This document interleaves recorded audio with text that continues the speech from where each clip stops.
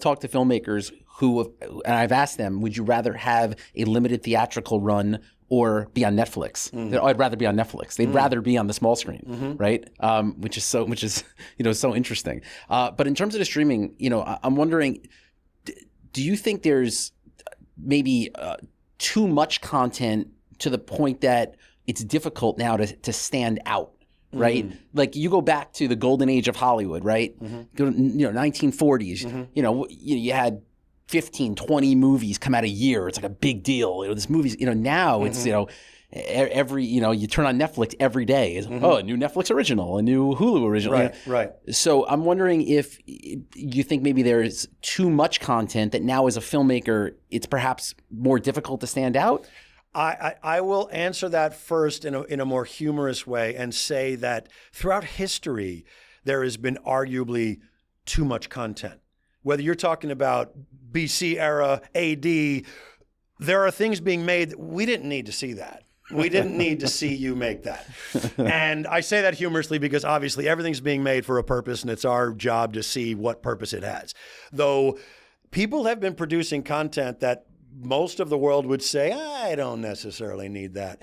And that is going to remain the case because there are a lot of people out there who want to make something and maybe they're in the midst of their evolution as an artist. And so it's going to be not as excellent as potentially they can do it in 10 years, but it's going to get out there and someone's going to see it. And maybe someone's even going to like it, though there are more and more people making content. And I think there are more people making content now than ever before. I don't have the metric, but I would be surprised if it weren't true that there was more content to consume now than ever before in human history.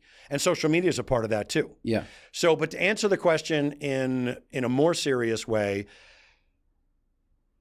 too much content, an overabundance of content has actually been noted by streamers and networks. More by streamers because the networks, they downsize their production because of the streaming competition. They knew they had to be more surgical in their competition and their viewership was going down because a lot of it was going to streamers. So they had to make it more of a hit factory than a guessing game or a gamble where they'd have a pilot season that was abundant with numerous pilots that wouldn't be made into TV shows. The pilot seasons, I'm not even sure if you can call it a pilot season anymore because they're so few and far between.